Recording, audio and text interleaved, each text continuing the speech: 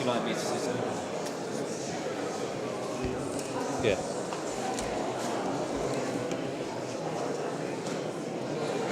I'm David Gillam. Hello, nice to meet you. Hello, brother. Hello, to do this stuff. Hello, nice to meet you. Nice.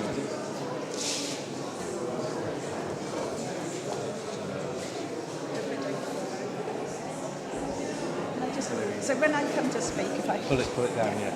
The bishop's saying that.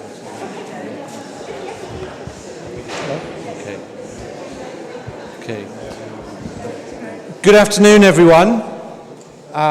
Welcome to the parish church here in Holt for this environmental forum. It is wonderful to see so many people here, so thank you for coming out on a cold, grey Saturday afternoon. But it's an important issue, and I'm delighted that so many of you have come to listen, to question, to discuss, and hopefully to go from this place and to act upon what we might hear. The Church has identified as its fifth mark of mission to strive and safeguard the integrity of creation and sustain and renew the life of the earth.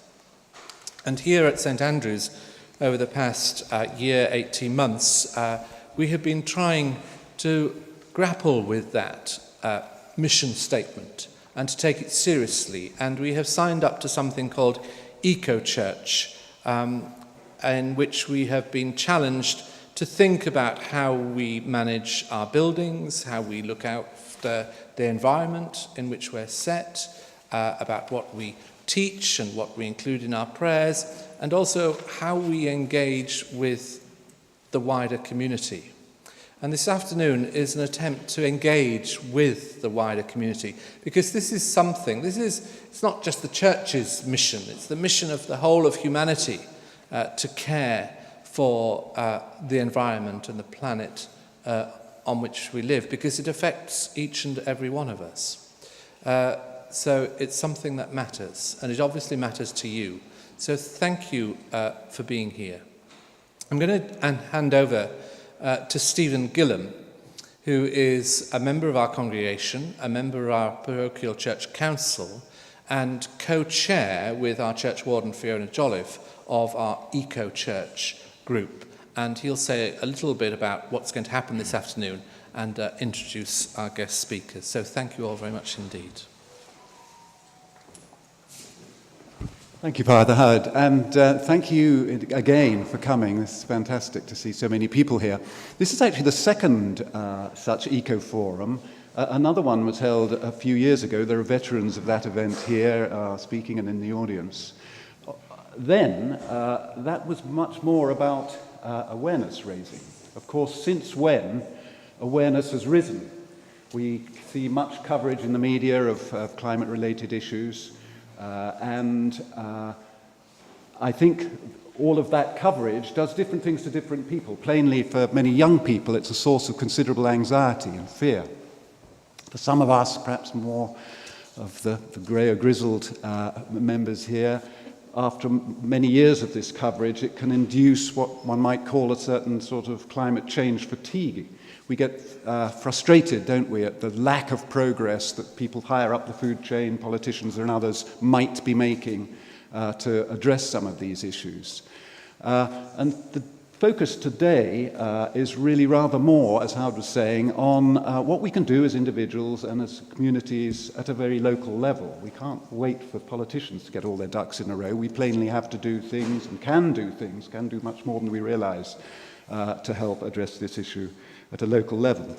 The second thing I wanted to say, and it's a very obvious thing to say, but we'll hear from activists of different hues later, and activism takes many different forms. We don't always, of course, agree with their different methods, but one can't help but be struck by the religious zeal of activists, even those activists who don't necessarily regard this as God's creation.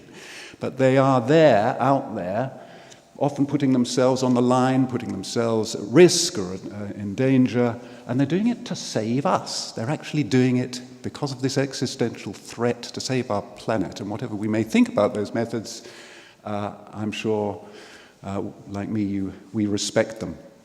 That's really what I want to say. But Just to introduce the format, we will be hearing from 3 speakers, timed 15 minutes only, so relatively short presentations, before tea. And what we'd like you to do, if you have questions, is to stick them down on those pieces of paper, pop them at the back, and we will sift through those questions at tea and use them to structure the second half, the discussion after tea. And please do stay for that, because I'm sure it will be interesting and enlightening. What I next want to do is welcome Bishop Graham Usher. Of course, I'm enormously gratified that he's here. It certainly, to me, matters enormously that our leaders are at summits such as this to give us moral support. But his presence here is much more than just a symbolic one. He's I think your first degree was in ecological sciences. That's what they were then called. But he has been committed and interested in this issue. It's very manifest throughout his ministry. He now leads for the bishops on environmental affairs, so we're enormously grateful to have him here. And I think he's going to set the ball rolling for us before I hand over to other speakers. Thank you. Thank you very much. It's great to be back here at St Andrews. And wonderful to see so many people gathered to think through issues around the climate emergency and the biodiversity loss that we're seeing. I turned down going to Sharm el-Sheikh on a flight tonight to be with you because it was less carbon coming in all renewable electricity here this afternoon than flying to Sharm el-Sheikh. So I'm really pleased to be with you. But we are today on the eve of another very important world gathering, COP27, the Conference of the Parties, which, if it's similar to COP26 in Glasgow last year, is a huge and enormous event in itself. And on Monday and Tuesday, 100 or so world leaders, including Rishi Sunak now, after Boris nearly gazumped him, will be flying in on their private jets and whatever to make their appearance. And I was fascinated last year to be had a really useful pass to get in with the world leaders in Glasgow, and I was just amazed by how it all works and operates, and was there when Biden was speaking to a largely empty UN hall, apart from a huge gathering of photographers and cameramen to film what he had to say. And so there are these set pieces that are delivered in front of everyone. And last year in Glasgow, the world leaders came together for essentially 48 hours. The COP lasts for about 2 weeks. That's when the serious negotiation starts to take place. And they made lots of pledges, lots of promises. The crucial thing of the next 2 weeks is to see those promises turned into reality. Because we are not on track to keep the rise in global temperatures to below 1.5 degrees, which is the pledge that the world made at the COP held in Paris. There's lots of other things that we need to hold our leaders to account over, including a fund for loss and damage, so that we ensure that the developing world and the countries most impacted by climate change, the most vulnerable to climate change, are on board and part of this change that we all need to live. In the Lord's Prayer, we say, "Give us today our daily bread." It's not give us a banquet of the heaven or the best Byford's lunch you can buy. It's give us today our daily bread. What is enough? And I think that is the key question the world needs to be asking itself. What is enough? What is enough to share so that everyone can have life in all its fullness, as Jesus describes? What is it to have enough enough possessions, enough things, and we're entering these few weeks before Christmas when we just want more and more stuff, made in China, flown or shipped across at a huge carbon footprint. We want to accumulate more and more stuff. The reality is, friends, that to enable the planet to thrive, we need to want less stuff. Less ambition in how much carbon we're pumping into the atmosphere every day. The Christian Church has much to say in this area. The Ecumenical Patriarch, His All Holiness Bartholomew of Constantinople, has for 40 years or so been speaking prophetically about the environmental crisis that we're living in. Pope Francis, interestingly, he took the name Francis when he became Pope. His first encyclical, Laudate Si, all praise to God's creations, taken from the Canticle of St. Francis, is a beautiful, poetic document addressed to all people in the world, not to Roman Catholics, not to Christians, but to all people, calling out us to change the way we live, to live simply, so that others may simply live. And Archbishop Justin has increasingly been speaking out about climate change. Just 2 weeks ago, he was in Australia, seeing the impact of devastating flooding there, these severe weather events that we're faced with. And climate change was a key part of the Lambeth Conference, the gathering of bishops from around the Anglican Union, which gathered in Canterbury at the end of July and early August. And I was profoundly impacted during the Lambeth Conference, speaking to bishops from around the world for whom climate change is not an issue in the distant future, but is a daily reality today. They are impacted hugely. Their communities are impacted. The Bishop of Vanuatu said to me, "My islands are sinking," which is a wonderful way of thinking. I would always have said the sea levels are rising. He spoke about his islands sinking, about some becoming salinated so that people can no longer inhabit them, which means that they have to move to other islands, which leads to intertribal conflict, which leads to refugees, leads to wars. At the moment in the world, the UNHCR estimate that there are 100 million climate refugees. Friends, if we think a few hundred people crossing the channel in small boats is a massive invasion, as was said by the Home Secretary, if we do not get to grips with climate change, there are millions, perhaps billions of the world's population who will have to leave their homes and move because they simply cannot live there any longer. So what's the Church of England doing about these big issues? And I've only really focused on climate change. There's also a huge, devastating loss in biodiversity. Just think, how many times 30, 40 years ago did you have to wash your car windscreen because of all the bugs killed on your car windscreen as you drove around? How many times have you washed your car windscreen this year? The biodiversity loss that we're seeing is immense. So what do we do? 3 key things.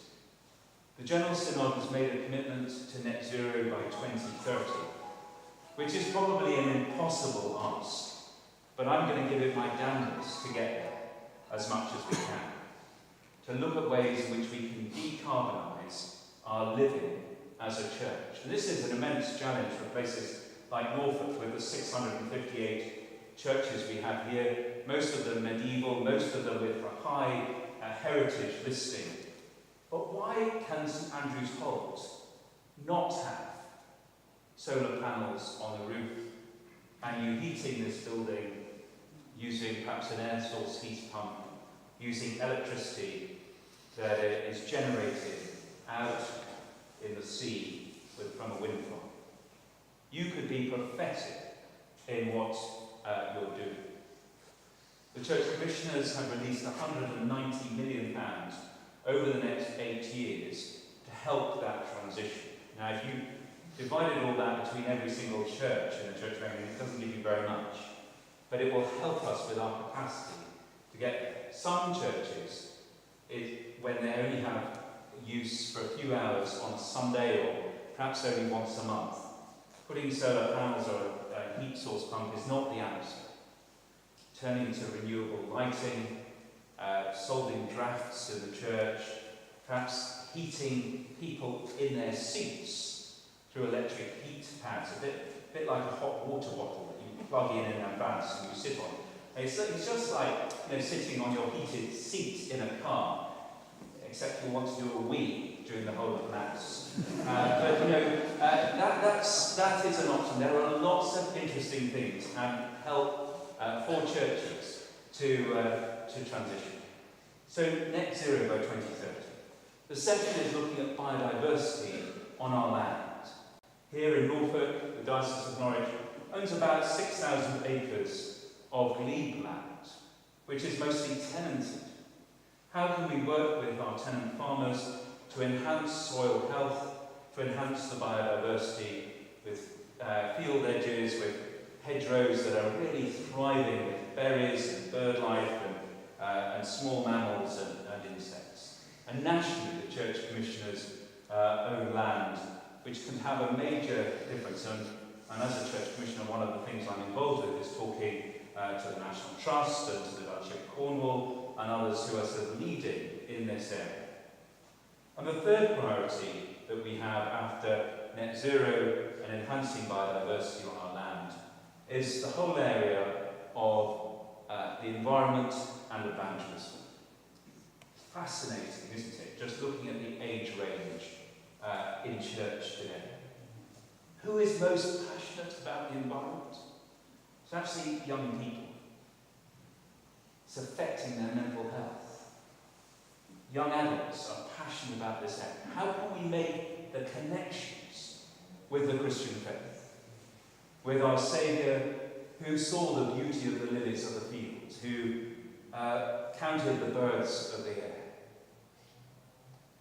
who saw a fig tree, who on his last night stayed awake under the peaceful leaves of an olive tree. How can we make those connections so that our churches can engage young people and young adults because of our interest in making those connections about how we live well?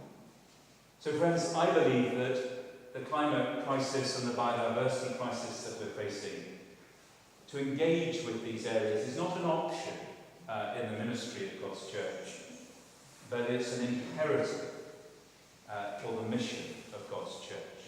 And I look forward to engaging with you more about that this afternoon. Thank you.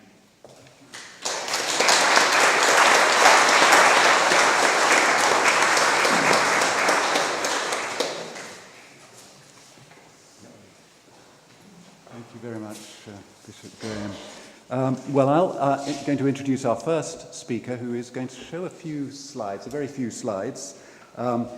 Enid Barron, who actually was at the first of these eco-fora a few years ago, has links locally. She's been involved in environmental issues for about 30 years, beginning towards the end of her civil service career. Since retirement, she's been very active in an unpaid capacity, mainly, though not exclusively, within the Church of England, and in her own parish primarily. For 6 years she was actually on the General Synod, where I gather she acquired the nickname Eco-Granny. I hope, Enid, that we have many more Eco-Grannies around nowadays. She told me that she took a one-day stand at COP26 last year. She was very much at pains to tell me that this was a one-day stand, not a one-night stand, but with you anything's possible. Over to you. Thank you. I hope I can. handstand. As I'm an eco-granny, my balance is not quite as good as it used to be. I hope I can also see because I haven't got my spectacles, but there we go. I think it's better if it's in front. Let's see how we manage. Right. Can I just check that people can hear me okay? You all right? Is that a yes, the hand raised? Thank you. And hope that I can see okay. Right, thank you for operating the slides, Father Howard. I wonder how many of you were like me in those days after the Queen's death, binge-watching films about Her Majesty. One of those films was about her Christmas broadcasts, and during one of the broadcasts she said this: "On our own we cannot end wars or wipe out injustice. But the cumulative impact of thousands of small acts of goodness can be bigger than we imagine." Wise words from a very wise woman. These words caught my attention because they resonate with what I want to say today in the context of the environmental crisis. Each of us can play a small part by taking practical action to make a huge difference when we all start acting. Now, I'm going to focus on what we eat and what we wear, and then touch briefly on some things we can do as a community, particularly a church community. I know I'm missing out huge swathes of important areas, transport, energy, but I'm particularly wanted, since time is limited, to focus on the things where there are small things we can do in our everyday lives which will make a difference. I hope that all of you who are here today do realise that there's an environmental and climate crisis. I'm taking that as a starting point. If you don't, then perhaps the Bishop and I ought to talk to you afterwards. See me in my study, as they say. But the things I'm talking about are these very simple things that we can do. And I don't think the ground is as well trampled on food and clothing as it might be.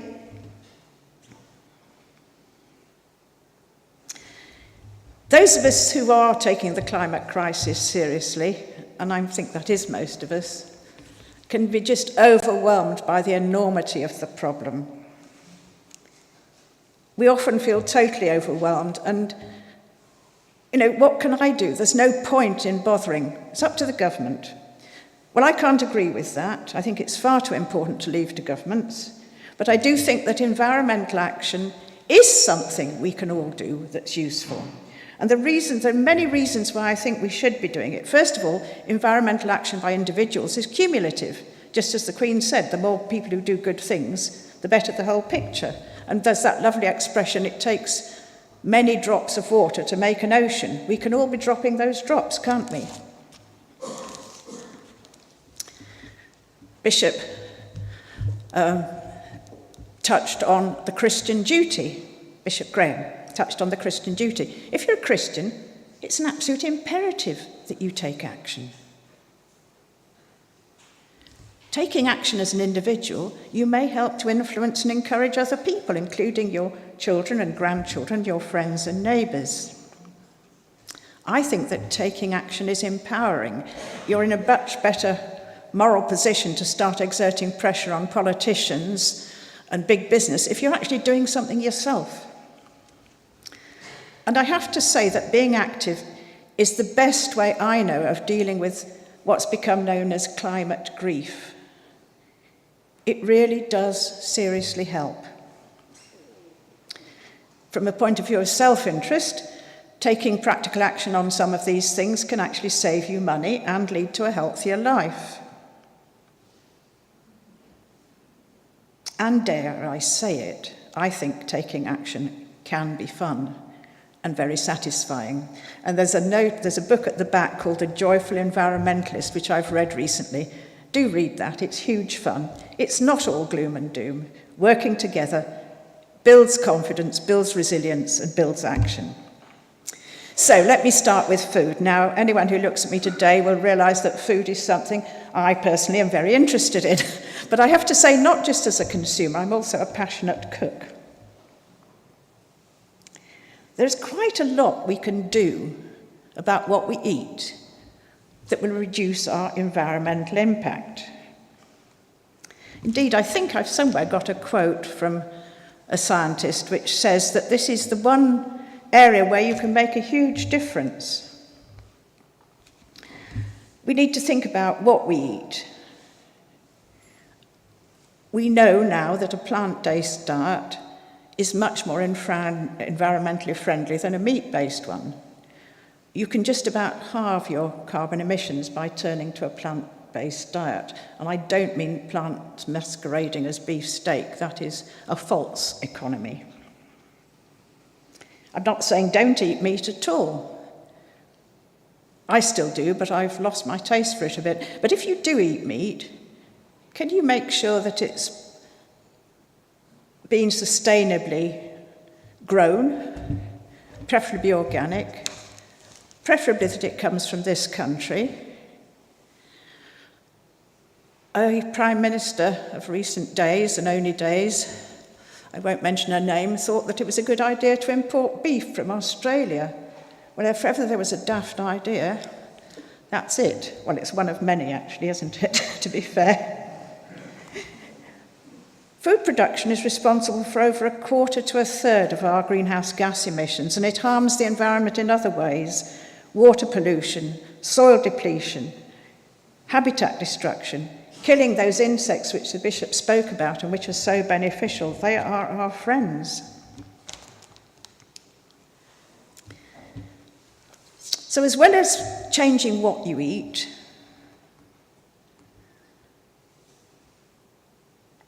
can you make sure that it hasn't travelled too far? No beef from Australia, please. But it's much better for the environment and probably for you and for our economy if you eat what's been grown locally. Now, here in Norfolk, you're actually very well placed for that, aren't you? And you've got the most wonderful fruit and veg shops, as I know, in Holt. For me, as a suburban girl in West London, it's not so easy. But I have a veg box delivered every week from a wonderful company called Revd. Their produce is organically grown and nearly always grown in the UK. And if you're going to eat what has been grown locally, it means eating what is in season. It does not mean strawberries in January flown in from who knows where. And I have to say, eating what's in season is quite a challenge, but it's an interesting one. My food box company produces some lovely cookery books and leaflets, so I'm now finding 1,001 ways to cook wild garlic or cold rabbi, things I might never have tried. It's actually rather lovely. What about the way you cook your food as well as what you cook? We can all save energy, which is going to help our pockets, by being careful about how we prepare things. Try preparing things in one pot rather than several. Thank you, Jamie Oliver, for your new show. What's it called? One Pot Wonders. When you use the oven, try and cook lots of things at once rather than just one thing. Where appropriate, use other instruments for cooking. Dare I say the microwave can do certain things quite well. Slow cookers, pressure cookers. So think very imaginatively about your food, what it is, where it's come from, and how you cook it. Have fun and enjoy it. I just wanted to speak very briefly too about waste from food. I think we need the next slide here. I just love it when the Albert Hall is used as an instrument of measurement. Particularly as my daughter used to work there, and that's her picture. Look at that figure of all the food that's wasted annually in this country alone. How do you stop food waste? Well, you don't overbuy. It's much better if you actually cook your own, just putting in the ingredients you need. And that way, if you cook from basic ingredients, you often eliminate an awful lot of plastic packaging. They say that 6 to 8% of greenhouse gases comes from food waste. And there's a huge social justice issue here, isn't there? Bishop Graham touched on that. Millions of people in this world are starving. With all the food we waste in the more prosperous countries, it is calculated we could feed those people many times over. There is enough food, it's not distributed properly. So don't cook too much, and what you cook over the amount, freeze. What about food waste? I am a great lover of compost heaps. Have you got my compost picture? This is one of God's small miracles. How that load of peelings, eggshells and so on turns into this wonderful humus. One person on Gardener's Question Time once said, good compost is good enough to spread on bread. Now, I promise you I don't eat it, but it does look tasty. And mine has a lovely smell of orange peel as well. So compost waste, what cannot be composted? Where I am, we have a curbside collection of food waste. I don't think you do here, but our representative from the District Council might talk about that. So food waste to be collected. The best thing is not to waste anything. Bits like peel and so on that you don't eat, put on the compost heap. The things, that you really have to throw away that can't be composted, put into anaerobic digestion. I'm keeping an eye on the time, I hope so. And then don't let there be any waste. One of my friends has a finish off Friday, and she goes through the fridge, finding what's left and creating it into tasty dishes. And I don't think there are many savoury things that you can't turn into soup, or to a stir fry, or to what do they call them, a hash. Sweet things are a bit different. And I had one of the nuns I lived with when I was a student used to rifle through our waste bins in our rooms, and I asked her why, and she said she was looking for pieces of cake they could make into pudding for us. I think that's little bit extreme, but there we are. Let me move on quickly to fashion. Now, don't be put off by the word fashion. I'm using that to cover the whole issue of clothing, not just designer labels. As Stephen said, I've been involved in climate action for about 30 years, and it's only very, very recently that I've realised just how horrendous the fashion industry is. I knew all about the social issues, the social justice of slave labour and so on, but the fashion industry is a huge polluter with greenhouse gases. 10% of greenhouse gases come from the clothing industry. There's also a lot of pollution of rivers, overuse of water and so on. Now, what can we do about fashion? I mean, one of the culprits is fast fashion, where people buy far too many cheap clothes and literally throw them away before they've been worn, or only been worn once or twice. Looking around this group, I don't think many of us are fast fashion people. I hope I'm not... well, I'm sure you know what I mean. But I have to say my grandchildren are, and that's something we can tell them, not to buy more clothes than you actually need. So reduce. Use your present clothing over and over again.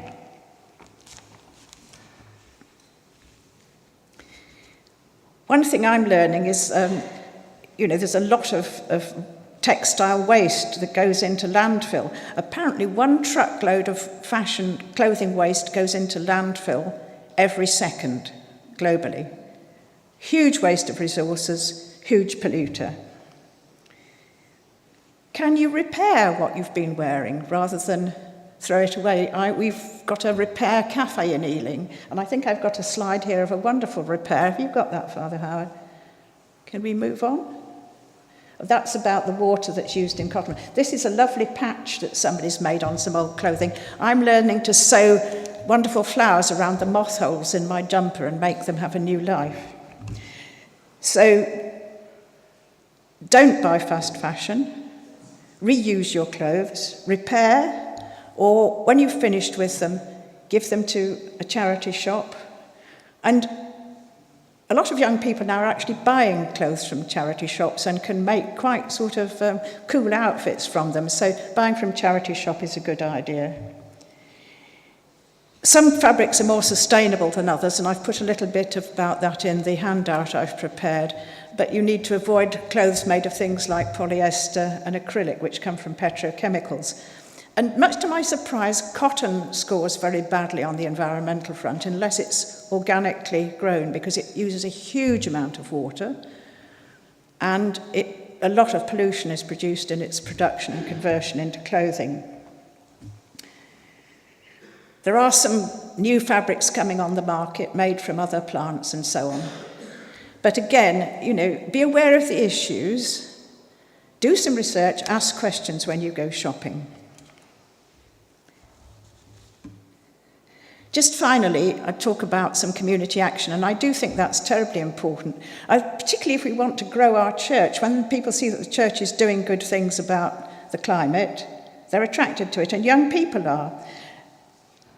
And also, if you do a lot of community action, it helps you score better in your eco-church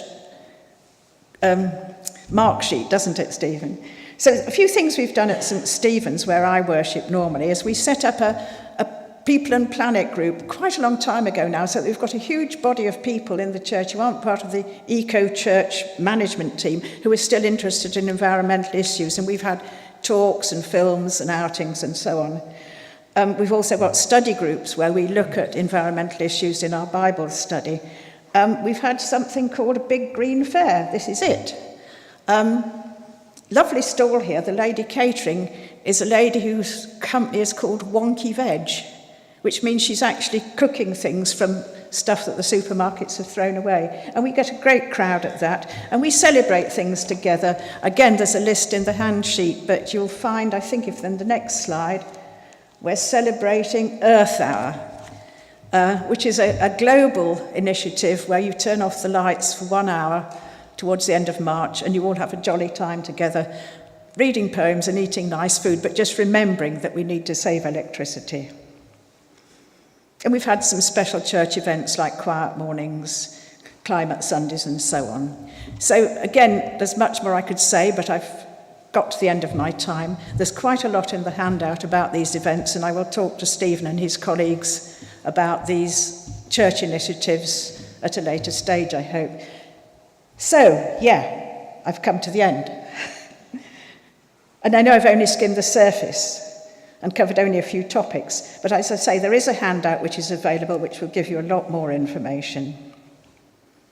I hope in this quick run-through I've given you some ideas that will inspire you to take action as an individual in areas where you have not already been active. And I do hope I've also made it clear that taking action can be hugely enjoyable. I don't look miserable, do I? Not today, anyway. Might be happier when I've finished. The more you do, the wider your interest will grow, and you'll become more and more involved with other people in environmental action. As an ageing eco-granny, I am on an adventure, finding out more and more about God's creation, which is a wonderful adventure, and what we can do, each of us, to fulfill our duty to care for the environment, for God's creation, and for the rest of humanity. And as I've gone on this adventure, I've met new friends, wonderful, inspiring people, and I've had a huge amount of fun. So let me leave you with what I think is a lovely quote. We started with the Queen, we're going to end with Nelson Mandela. Vision without action is just a dream. Action without vision just passes the time. And vision with action can change the world. Thank you. Thanks, Father Howard.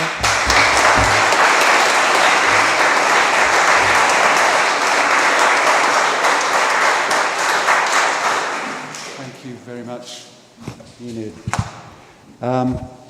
Next up, David Gillam, who's come actually over from Herefordshire to be here today. Actually, he has roots in North Norfolk. Our great-grandfather, there's a memorial plaque in the North Aisle there, and we have at least 20 ancestors dotted around the graveyards hereabouts.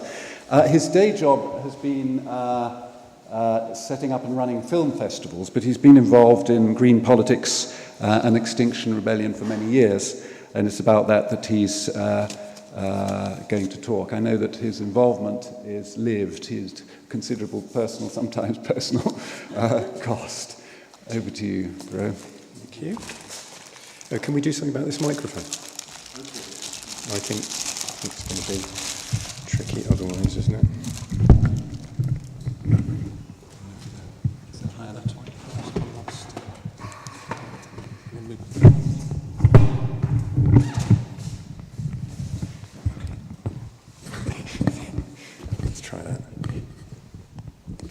Okay. Could somebody at the back tell me whether you can hear me? Could somebody wave? Excellent. And do wave if I drop my head and you can't hear me as well, because that often happens. Also, I'd like to, I am very impressed with how many people are here. I have to say, this is the biggest crowd I've addressed for a while. So it's really, really nice to see that. And obviously, thanks to my brother for inviting me. And I have to say, I was very impressed by the Bishop's introduction. I thought the ambition of the church was really good to hear. And I'll be interested to see how that goes on over the next few years, because I think as he covered a lot of very good ground and intimated, this is the decisive decade. You know, by 2030, we need to have made really significant changes about how we live and how we consume the biodiversity and the energy in the planet. And I think we're a couple of years in, and we've not done very well so far. So we've got quite a lot to do. And I hope also to pick up a little on some of the things that Enid also said. I'm going to try and move us a little bit onto the collective and the community action. Great believer in individual actions, but as Enid said, it's a lot of fun working together with a group of like-minded people, trying to make the kind of change that we need to see.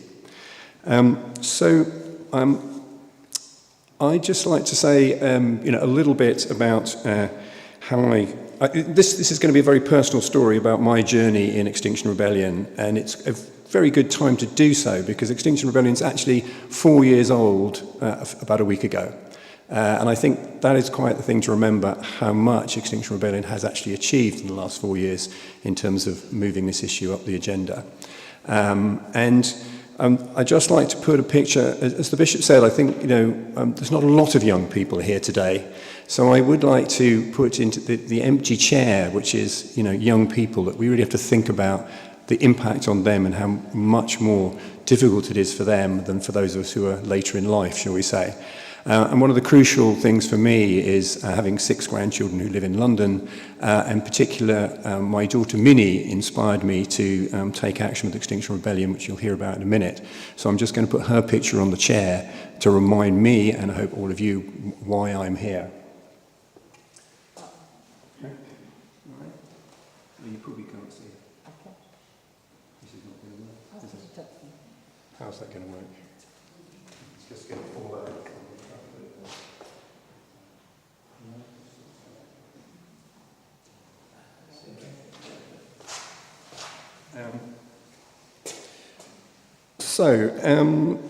Ines, for me, Extinction Rebellion is very much about the community of people that have come together who really believe it was time to step up and take action, and who were prepared to do so in kind of rather new and different ways. And I was very fortunate, I think, to be in Oxford Circus, April 2019, was it? When a pink boat appeared in the middle of the road and blocked the traffic. And I was there with about 100 people from Hereford who'd come down with me, a kind of large group of friends. And at the moment that this trailer arrived and they unveiled this pink boat, I just wondered, why a pink boat? What are we doing here? I had no idea how this was all going to go. And I think one of the things we're all going to have to deal with is just having to deal with very unknown and very different circumstances that we're going to be living through. And I was actually standing next to a policeman and I said, well, are you going to stop us? And he said, no, sir, I'm here to facilitate your right to protest. And so I thought, that's great. He's obviously been to an XR lesson, about how to talk about these things. Me and my friends, we didn't really know what was going to happen. We stood around, we listened to speeches, we gave out leaflets, we talked amongst ourselves, we talked to a lot of the general public, and then came back again the next day and did the same. And we called ourselves the John Lewis Brigade, because lots of people had individual names for their affinity groups, because we basically met in John Lewis to have a coffee before the start of the day's actions, because they had nice clean toilets, and we knew where to, how important that was. And the days went on, and the protests went on, and the disruption went on, and gradually the newspaper and the media took notice, and we created, I think, quite a wave. And then I'd really had enough of it. It's quite tiring sitting around in London, doing all this stuff. So I went to play with Minnie for the morning, on Thursday morning, and that was great to get out in the park and run around with her. And when I came back, I just knew, not just in my head or my heart, but deep in my guts, that this was the right thing to do, and that we really have to do this for our grandchildren. And so later that day, I found myself, somewhat to my surprise, because I'd been listening to Emma Thompson and just gone around the back of the boat to see if I could get a picture with her. Now seeing a line of policemen coming towards me and deciding that I was going to sit down there and inevitably get arrested a little while later. And, it was a kind of taboo broken, but it was, just something that felt completely the right thing to do. So, one thing I would say just quickly is, aren't there any other people from XR in the church here today? Excellent, good. One thing I should say is that I'm not here representing XR. We don't really do that. We're a very flat organisation. All of us have our different things that we do, different skills we bring. So I'm, not here. When XR acts, it only needs, 4 or 5 of us to decide that this is something we want to do, this is a project or action we want to take, and we can go off and do that. We don't need to check up with any hierarchy or check that it's not going to upset people. So inevitably, a lot of different things get done, and we all just say, that's great, somebody's stepping up and acting, and it may not have been what I chose to do, but I'm really pleased to see other people doing it. And that probably accounts for a little bit of the diversity of what you see from XR. But it is immensely empowering, and I think that's the thing we all need. At a time like this, it's very easy to be overwhelmed by the desperate nature of the situation, the grief, the despair. But XR is very good at being a very supportive community that looks after each other and works, in a sense, on the emotional and psychological level as well as the action, giving us hope.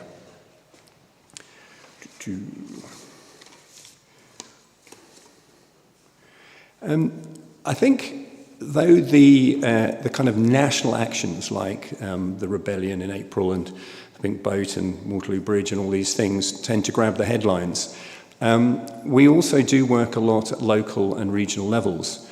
So a month before I was standing in Oxford Circus, I'd been part of a group of people, the Green Networks in Hereford, local councillors, and we had we got Herefordshire Council, where I live, to declare a climate and ecological emergency in March. And the great thing about that was that, we put together the proposal, it went through, and it was voted on by the council. And the council was a Conservative-run council, so we thought we might have a little bit of opposition to that. It was quite early days with these ideas. But actually the council passed it unanimously. Every single councillor voted for it. And really the reason for that was we'd been working with the young people, the Fridays for Future, the students' rights, who were organising locally. We would just provide a few yellow high-vis jackets and kind of stop the traffic. But they really got behind it. They wrote over 400 letters to their local councillors. And then they came down en masse, 500 of them, to the meeting. And it's quite remarkable to see a local councillor actually have to come out and pick 400 letters off a group of 500 young people who have the energy and have the really determined concern that they want a future. And I think that was hugely important for, actually, as it were, their parents and grandparents to decide, yes, we absolutely have to vote for this and we have to see this through.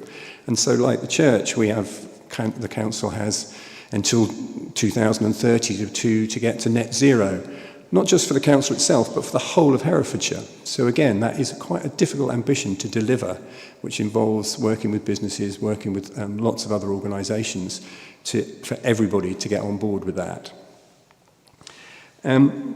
So just briefly to go back to the first rebellion and what happened in London, we had 3 demands, which were act now, tell the truth, and citizens' assemblies.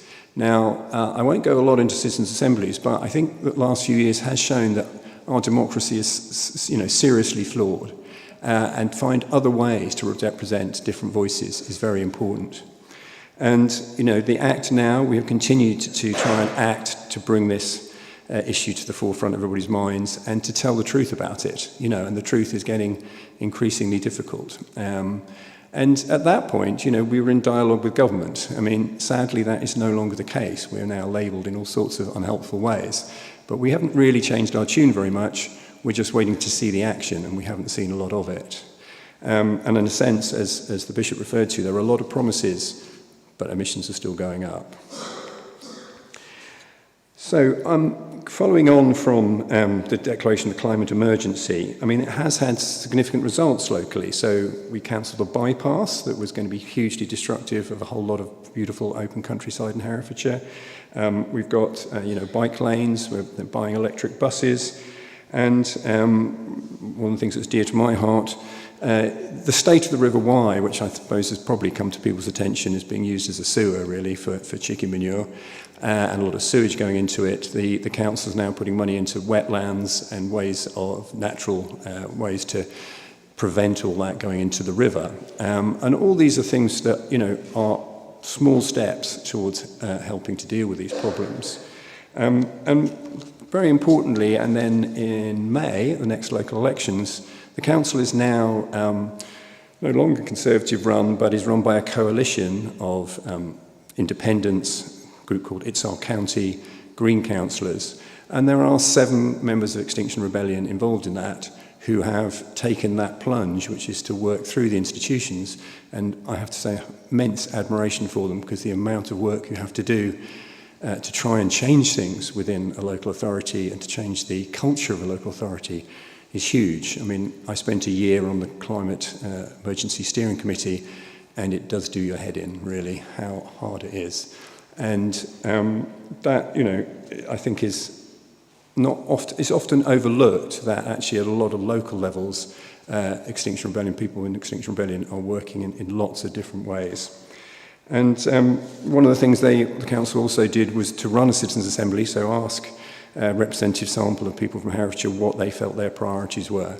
And I think another part of what we're trying to do, in a sense, is revive democracy and have different voices heard and represented, and for things to change in that respect.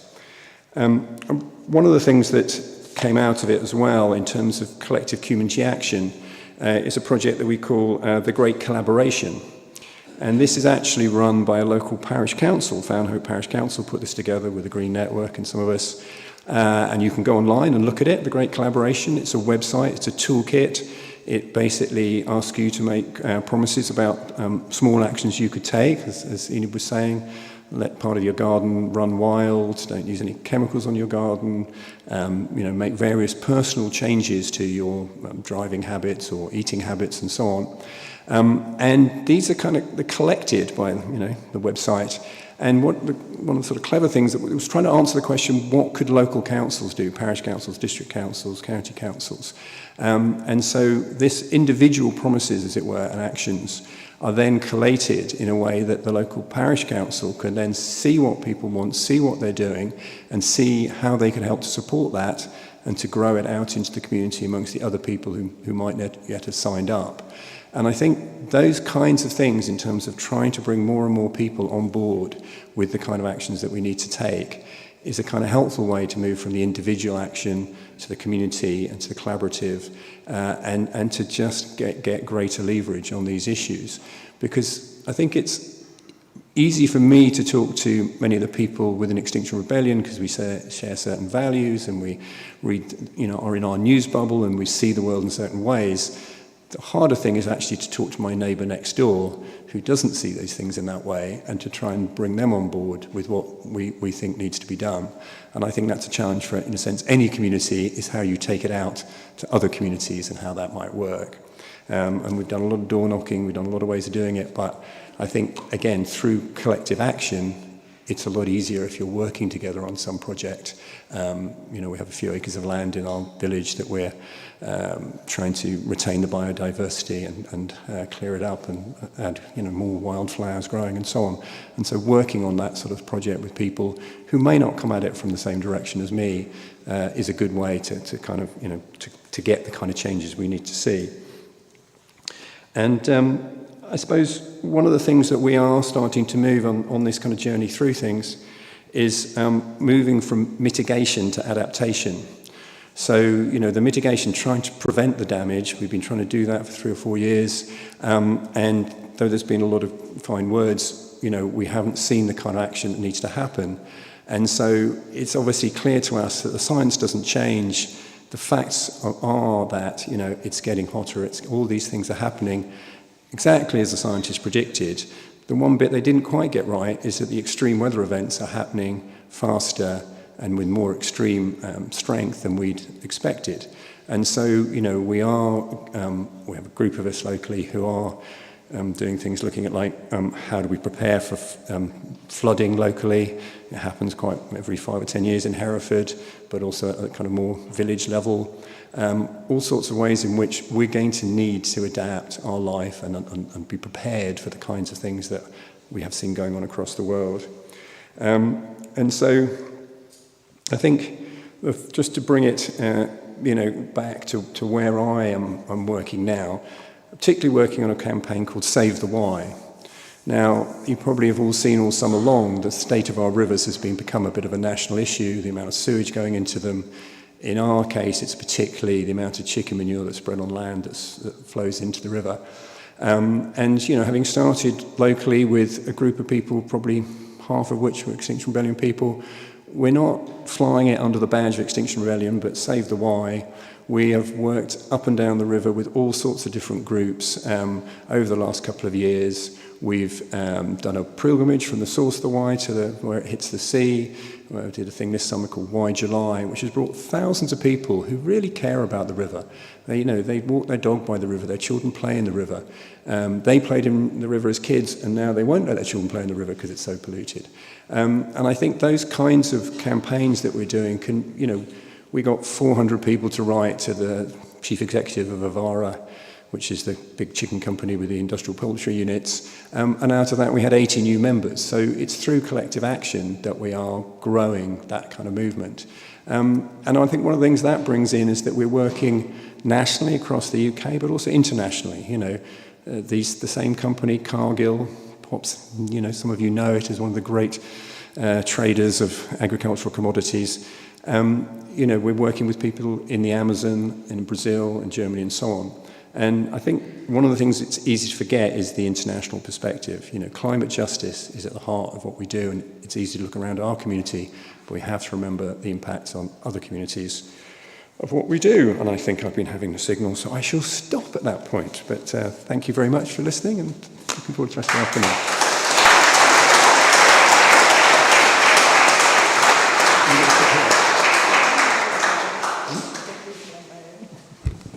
Just to remind you, do you know, record those questions, jot things down that you might want to ask or talk about after tea.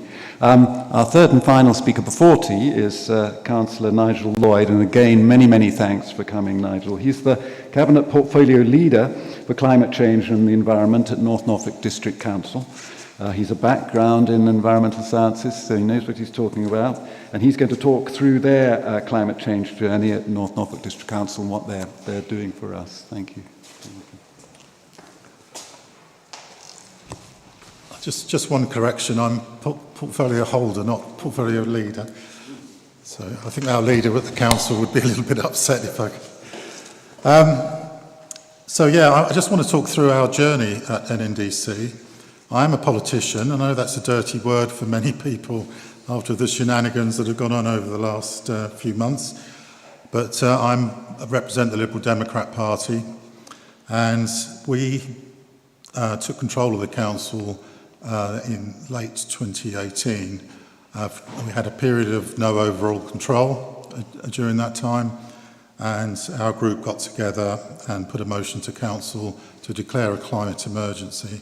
And that was passed. Sadly, it wasn't unanimous, like Hereford, we've just heard, but it was a significant vote in favour of declaring. Our pledge is to go net zero by 2030. Why did we do it? Well, firstly, we believe the science. The International Panel for Climate Change had just issued a stark warning at that time about the need to maintain temperature rises below 1.5 degrees. That seemed doable then, but I'm looking now at the figures and it's becoming harder as we go on. But I'm going to end this talk with some positivity, actually. It's not all going to be doom and gloom. But that was the main reason. And of course, I have grandkids. Other people in the council have grandkids. But also, on this coastline, we have over 40 miles of coast, and much of it consists of loosely consolidated clays and sandstone, and is extremely susceptible to rising sea levels. And we think we've got a duty to our residents to do something. You know, we don't have enough money to build revetments all around the coast, but this is one way that we can hopefully do our part to control climate change, at least in North Norfolk. And of course, we wanted to set an example to others. At that time when we declared, we were the only council in district council in Norfolk. One or two others have joined in now, but we wanted to take our residents with us and show them that we're not taking this issue lightly. So where do we start?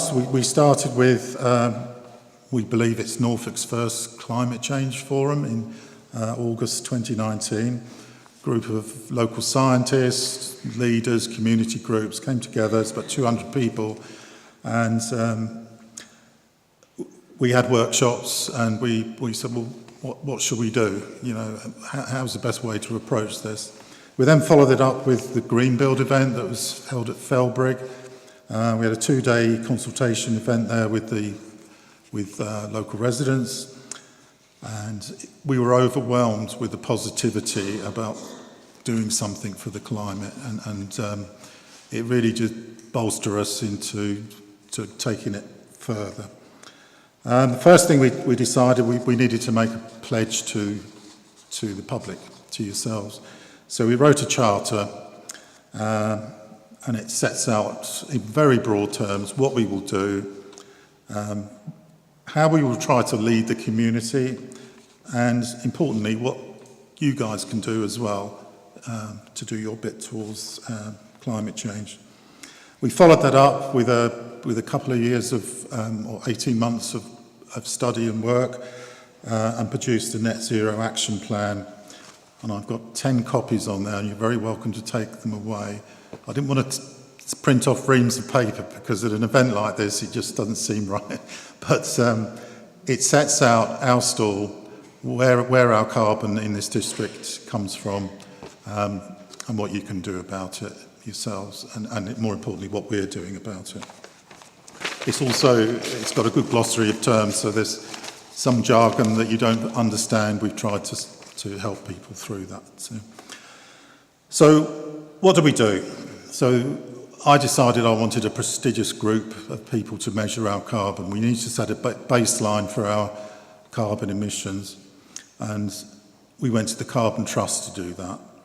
And basically they told us there are 3 types of emissions, scope 1, 2 and 3. Scope 1 is the emissions that the council itself, the carbon that it emits through its own activities, through heating its buildings, through staff driving to work and things like that. Scope 2 is just from the generation of electricity that's required to run a council. And Scope 3 is all the contractors and all the services we use, the third-party services. And they turn out to be about 90% of the total emissions for the council's activities. So back in, for the year 2018-19, our carbon emissions were baselined at 6,635 tonnes. 1920, it was 5,031 tonnes. 2021, 4,866. And I have a draft figure for up to March of this year, which is 2,841 tonnes. So we're on our journey. We've got a lot more to do. And I think what we've done is actually pick the low-hanging fruit, the least cost items that enable us to reduce our carbon.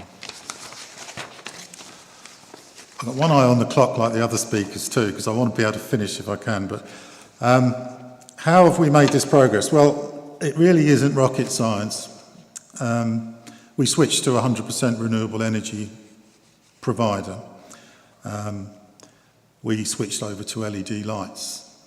We've been insulating buildings. We did other stuff because we want to bring the residents with us. We've introduced electric vehicle charging points in 6 of our market towns. We were the first council to do that in North Norfolk, and we're actively seeking ways to expand that network. We encourage our contractors to switch over to, so Serco now collects all the rubbish around here. They have a dozen electric vehicles on the streets at the moment. And they're also measuring their carbon footprint, and we're encouraging them to cut it. The Reef swimming pool, for those local here, the new swimming pool that replaced Splash in Sheringham, that is significantly more environmentally efficient than Splash was, and that's given us a step change actually in just shutting Splash and opening the Reef. But I said it wasn't rocket science. We've been encouraging staff to switch off the lights, switch off computers when they go home after work, shut down equipment. At the same time, we've been refurbishing toilet blocks and introducing insulation LED lights, and where possible solar on the roofs to power them. All the sort of things that you can do at home, and nothing that I've mentioned here is anything that's really expensive. We're also planting 110,000 trees, that's one for every resident.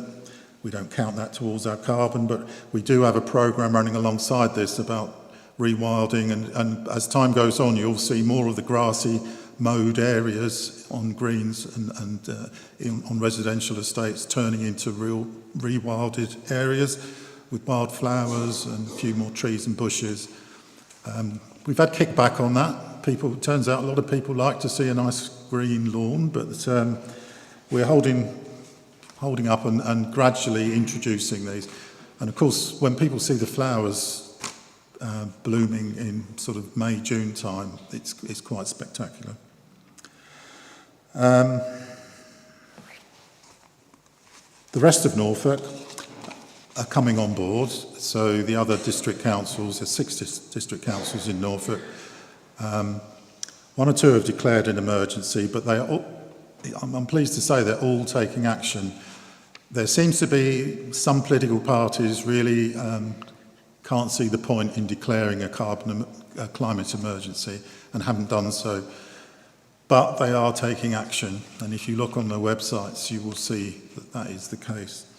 But we've formed a partnership amongst ourselves, which I think is really positive. So, you know, if we're all working together, it's easier to get government funding and money for things like that, for initiatives. So we now have a climate change partnership in Norfolk, of which I am a member.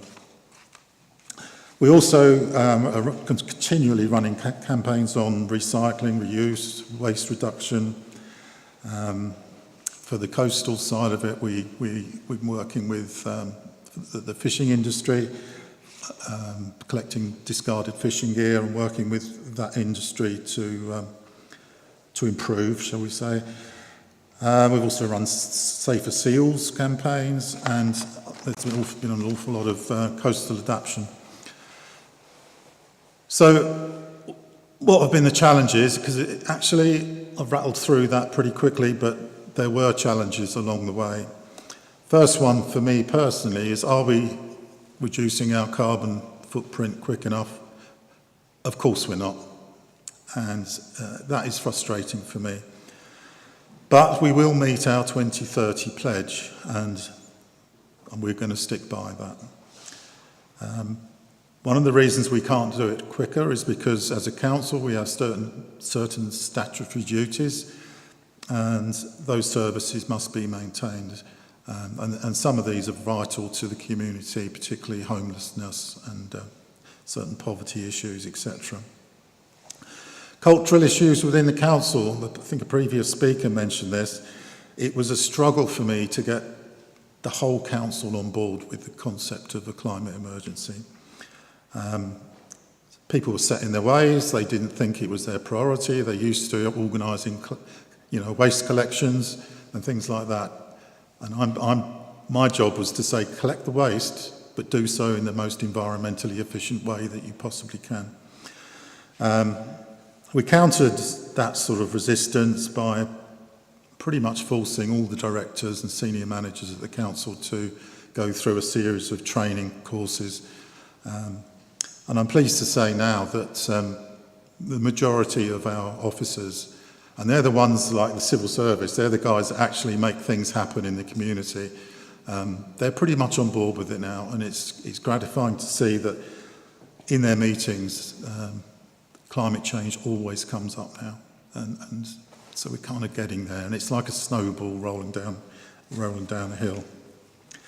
Of course, we had the COVID situation. It's not an excuse, but the council's priorities rightly changed to protecting our communities during the pandemic, and basically I lost about 18 months because of that on my agenda, and we're trying hard to catch up now. Money is a problem. Most of the initiatives that I've mentioned, like insulation and installing renewable energies, technologies, they are expensive up front. So there's a large capital outlay. So I'm always going cap in hand. So our finance director asking him, I've got a project, but the good thing is most or all of these projects save the council money. So once you've installed a solar array on the council's roof, that's there for many years, and it's directly impacting against our electricity bills. So most of these things actually save the council money. Other constraints we've had, I mentioned renewable energy. It turns out that most of North Norfolk, the UK Power Networks energy supply is chronic around here. So when we have a large renewable project and we want to put it into the grid, we can't because the grid itself won't take the energy.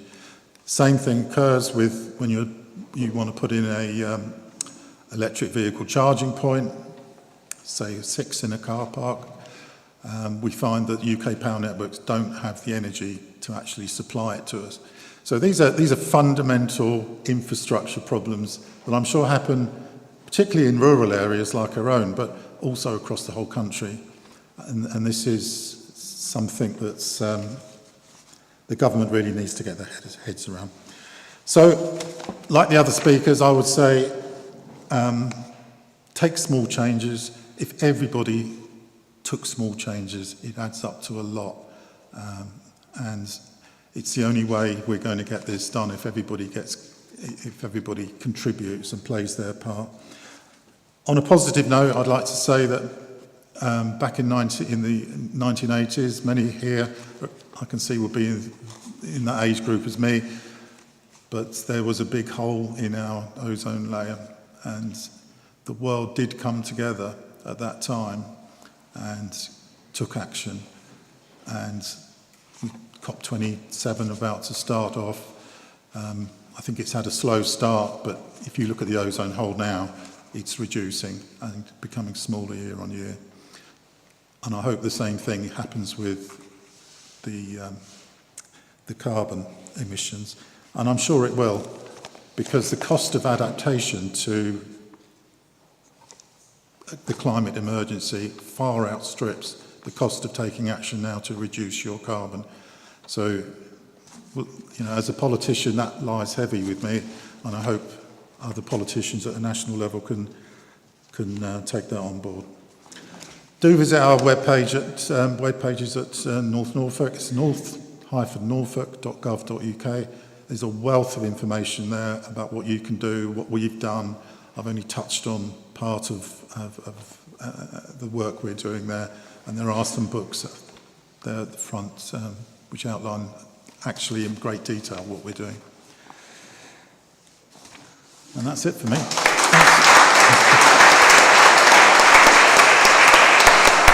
Thank you, Nigel. We'll break for tea now, grab a cup of tea, and hopefully get back here. Put your questions at the back there into a collection tray. We'll sit those and come back together to have a shared discussion. About 4 o'clock, is that ambitious? If you want to bring our tea back into church, then please do.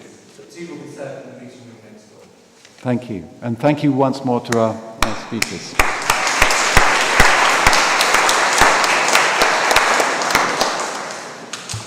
Business about